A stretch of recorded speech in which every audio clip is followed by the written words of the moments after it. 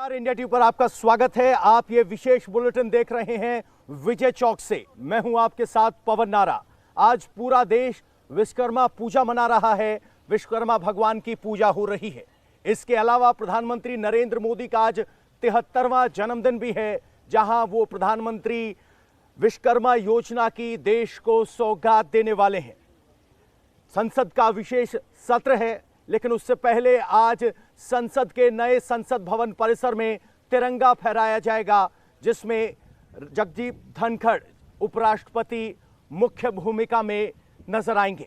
यानी आज का दिन खबरों के नजरिए से बहुत अहम है। सबकी निगाहें हैं। प्रधानमंत्री नरेंद्र मोदी आज यशोभूमि को भी देश को समर्पित करेंगे।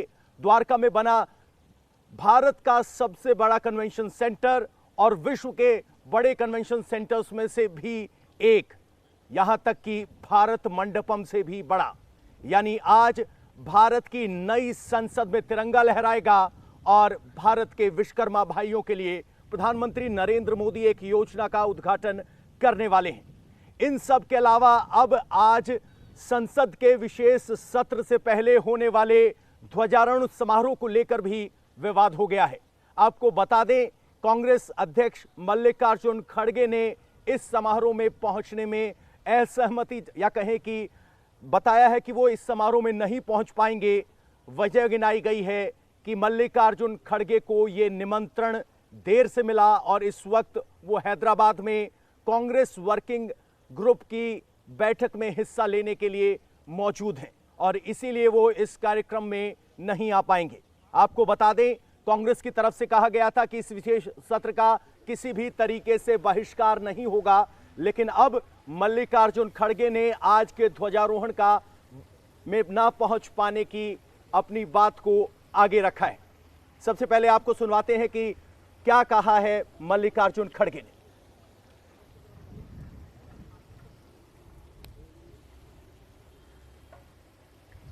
तो कांग्रेस की तरफ से कह दिया गया है कि वो आज के ध्वजारोहण प्रोग्राम में नहीं आ पाएंगे। आपको बता दें कि संसद का विशेष सत्र 18 से 23 तारीख तक होगा।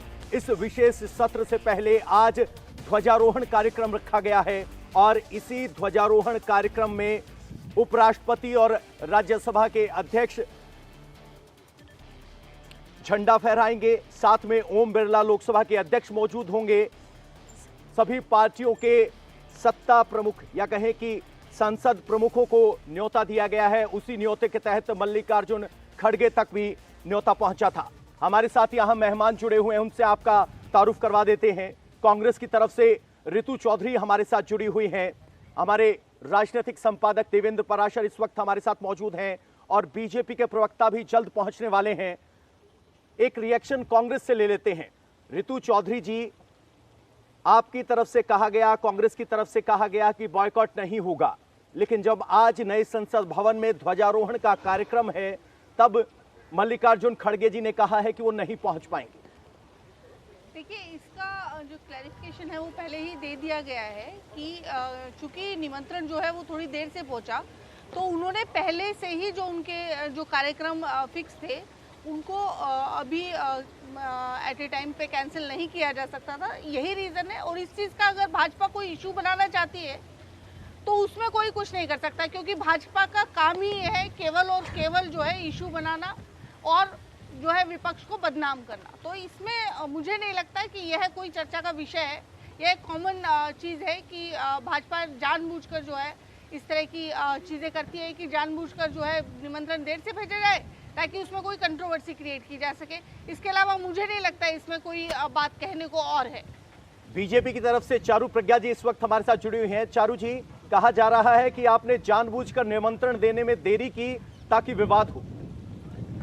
पवन जी नमस्ते। और आज हमारे प्रधानमंत्री का जन्मदिन है, तो हम अपने गांव से मीठा लाए हैं सबका मुंह मीठा कराने के लिए, और उसके बाद ऋतु जी की बात का हम जवाब देते हैं। ये लीजिए। तो देखिए जी, जवाब से पहले आपके लिए मोदी जी के जन्मदिन की मिठाई आ गई है। ऋतु जी को भी खिलाइए। Thank you. चारू जी बहुत बहुत शुक्रिया कह रही हैं। तो ऐसा है कि सबसे पहली बात तो पार्लियामेंट का सेशन है, ये तो पहले से ही कांग्रेस को पता था। एक ऑल पार्टी मीटिंग बुलाई जाएगी, ये भी पहले से बता दिया गया था। लेकिन हर बार की तरह इस बार भी कांग्रेस के लोगों को हल्ला करना तो आता है, शोर शराबा करना आता है, कहते हैं एजेंडा पे बात करेंगे। मैं तो कल बड़ी खुश थी, सोनिया जी का 9 पॉइंट का मैंने एजेंडा देखा, मैं बड़ी खुश थी। मुझे लगा आज शायद विपक्ष ये समझ गया है कि सक्रिय राजनीति करने का समय है इस देश में। लेकिन देखिए, ये सारी बातें एक तरफ और जब प्रैक्टिकल एक्शन की बात आती है, यही काम हो रहा है। भाई मुझे आप एक बात बताइए, आपको समस्या मोदी जी से है, आपको समस्या भारतीय जनता पार्टी से है, आपको एनडीए सरकार से है, आप जनता के ऊपर क्यों निकालते हैं लेकिन सारा का सारा अपना फ्रस्ट्रेशन? क्योंकि जब भी कोई बिल डिस्कस होना होता है, देश की बात होती है, डिस्कशन होता है, डिबेट होता है, ये लोग पार्लियामेंट में आते ही नहीं है फुल स्टॉप। और अगर गलती से आ गए तो पार्लियामेंट के बाहर खड़े होकर नारेबाजी करते, काम का हिस्सा नहीं बनते, इन्हें काम नहीं करना। आप ये देखिएगा, बातें एक तरफ छोड़िए, कल भी जब सेशन शुरू होगा ये फिर नहीं आएंगे क्योंकि ये आके फेस नहीं करना चाहते। आपने सुना कांग्रेस और बीजेपी का पक्ष। एक बार हमारे राजनीतिक संपादक देवेंद्र पराशर जी से समझ लेते हैं। देवेंद्र जी, कांग्रेस की तरफ से कहा गया था कि इस विशेष सत्र का विरोध नहीं किया जाएगा, लेकिन जब आज कांग्रेस के अध्यक्ष इस ध्वजारोहण में नहीं पहुंचेंगे, इस राजनीति को कैसे देखा जाए? पवन, पहले से अगर देखें तो विशेष सत्र की तारीख सोमवार से 18 तारीख से थी और कांग्रेस पार्टी की ऑलरेडी बैठक तय हो चुकी थी हैदराबाद में, और मल्लिकार्जुन खड़गे कांग्रेस पार्टी के राष्ट्रीय अध्यक्ष हैं, तो स्वाभाविक तौर पे पार्टी संगठन की जो उनकी जिम्मेदारी थी वो उनकी प्राथमिकता में रहेगा। अगर उनको कोई और प्रोग्राम देर से मिला तो इसके अलावा इसमें कोई और बहुत बड़ी वजह हो ऐसा लग नहीं रहा है। लेकिन हम जानते हैं कि बीजेपी और कांग्रेस के बीच हर मसले को लेकर किस प्रकार से तनातनी होती है और यहाँ पर भी वही स्थिति दिख रही है। इसमें कोई दो राय नहीं पवन कि इस कार्यक्रम को देर से बनाया गया है। ये कार्यक्रम बहुत पहले नहीं था, मतलब ये कि जब सेशन की तारीख तय हो गई थी तब ये नहीं बताया गया था, और स्वाभाविक तौर पे क्योंकि बहुत सारी तैयारियां लगातार चल रही हैं तो ये बाद के समय में ये फैसला हुआ है। और मल्लिकार्जुन खड़गे का ये कहना है कि मैं ऑलरेडी अपना प्रोग्राम बना चुका था, ये निमंत्रण देर से मिला, और उस बात को, उस तर्क को एकदम से खारिज नहीं किया जा सकता। यानी कुल मिलाकर इस घटना पर राजनीतिक बयानों से इत्र ये भी है कि मल्लिकार्जुन खड़गे अपनी जिम्मेदारी के तहत वहां इस वक्त हैदराबाद में मौजूद है। आज प्रधानमंत्री नरेंद्र मोदी का 73वां जन्मदिन है और इस मौके पर प्रधानमंत्री नरेंद्र मोदी देश को कई सौगात देने वाले हैं। पहली सौगात विश्वकर्मा योजना है, दूसरी सौगात द्वारका में बन रहा यशोभूमि कन्वेंशन सेंटर है, और तीसरी सौगात दिल्ली के लिए एक्सप्रेसवे लाइन को सेक्टर 21 से आगे बढ़ाते हुए सेक्टर 25 तक विस्तार दिया जाएगा। और अब गति भी बढ़ गई है, भारत की गति ही नहीं बढ़ रही, मेट्रो की गति बढ़ी है। 120 किलोमीटर प्रति घंटे की रफ्तार से मेट्रो चलेगी और अब दिल्ली के राजीव चौक से आपको एयरपोर्ट पहुंचने में सिर्फ 15 मिनट लगेंगे। देवेंद्र जी, जिस तरीके से आज विश्वकर्मा योजना एक ऐसी योजना है जिसको बहुत प्रचारित किया गया है, खासतौर पर विश्वकर्मा पूजा भी आज है, तो इस योजना को किस तरीके से देखे जाएं? इस योजना में किन किन को शामिल किया गया है और उन्हें मिलेगा क्या? और पवन, उस योजना से पहले एक चीज़, जैसा कि आप राजनीतिक बात कर रहे थे, बीजेपी और कांग्रेस में किस प्रकार की तनातनी चल रही थी, अभी दिग्विजय सिंह के एक ट्वीट को देखें तो वो आपको समझ में आएगा कि राजनीति कैसी हो गई है, कितनी तीखी हो गई है। नरेंद्र मोदी जी को जन्मदिन की हार्दिक बधाई, यहाँ तक तो ठीक है, ईश्वर आपको सद्बुद्धि दें। अब किसी के जन्मदिन पर इस प्रकार की शुभकामना देना, आप समझ सकते हैं कि इसके पीछे राजनीति कैसी है, और ये वो बताता है कि जो तीखापन है वो किस कदर है, कितना गहरा तीखापन है कि किसी की जन्मदिन की शुभकामना भी आप प्रॉपर्ली नहीं दे सकते। हमने भी प्रधानमंत्री नरेंद्र मोदी की तरफ से कांग्रेस पार्टी के नेताओं के बहुत सारे शुभकामना संदेश देखे हैं, उसमें एक लाइन राजनीति की नहीं होती। लेकिन यहाँ पर दिग्विजय सिंह के बयान को आप देखें तो सीधे सीधे इस प्रकार की बात को कहना समझा जा सकता है कि जन्मदिन के अवसर को भी अगर नहीं छोड़ा जा रहा है तो बाकी मौकों को कैसे छोड़ा जाएगा? तो बाकी मौकों को कैसे छोड़ा जाएगा? ऋतु जी, जन्मदिन की बधाई आप प्रधानमंत्री को अगर देती तो कैसे देती, और क्या ये दिग्विजय जी का तरीका ठीक है?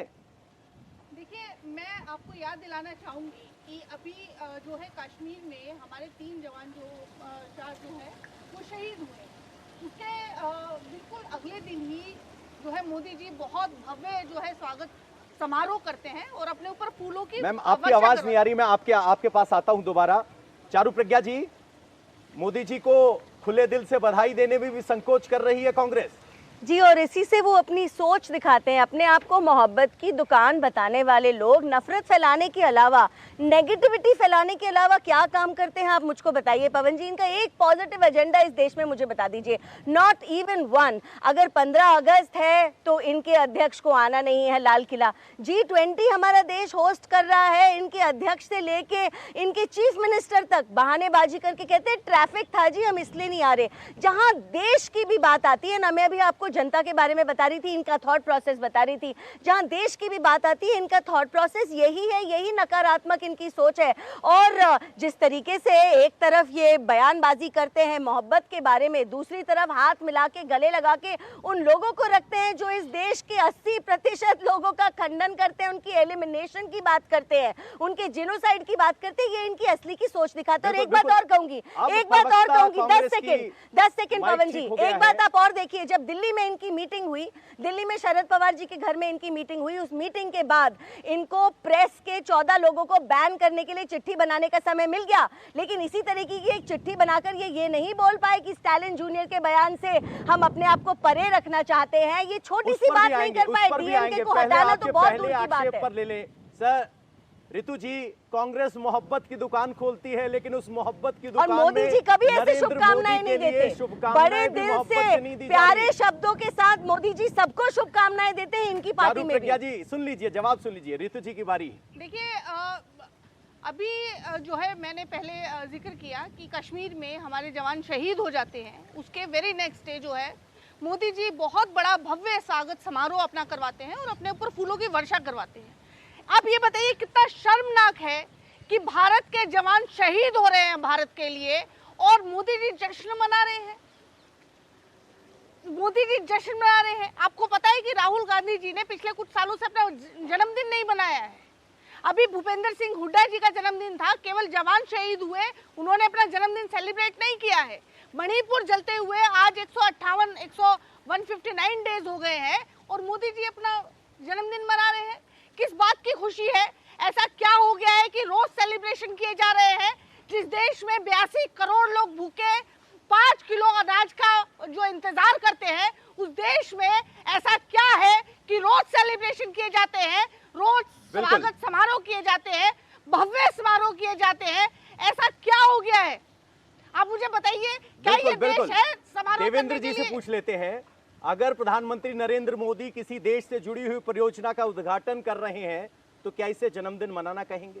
देखिए, इसके पहले भी आप देखें तो बीजेपी दफ्तर में जिस दिन वो गए थे, वो किस दिन का कार्यकर्ता किस बात को लेकर उसको सेलिब्रेट कर रहे थे या उनका स्वागत कर रहे थे? सेलिब्रेट ना कहें, स्वागत कहें। वो सेलिब्रेशन इस बात का था कि G20 की ज़बरदस्त सफलता हुई, सारे होर्डिंग्स वहाँ पर वही लगे हुए थे और वो देश की सफलता थी। और जिस कश्मीर की बात की जा रही है, इसमें कोई दो राय नहीं कि वहाँ पर हमारे जो अधिकारी थे वो शहीद हुए। फोर्सेस को हम लोग देख रहे हैं कि किस प्रकार से वो लगातार उनको मुंहतोड़ जवाब दे रहे हैं। लेकिन इसी कश्मीर को लेकर यूरोपीय यूनियन ने आपके खिलाफ प्रस्ताव पास किया था और वहाँ पर एक इंटरनेशनल प्रेशर बनाने की कोशिश की गई थी। और आज यहाँ पर दिख रहा है कि G20 के देश आ रहे हैं और उस G20 का कार्यक्रम श्रीनगर में भी हुआ। क्या ये इस बात की जीत नहीं है और क्या इस बात का मुंहतोड़ जवाब नहीं है कि कश्मीर को लेके पहले की जो पॉलिसीज थी उसके खिलाफ जो मौजूदा पॉलिसी है वो ज़्यादा कारगर है और दुनिया में ज़्यादा एक्सेप्टेड है?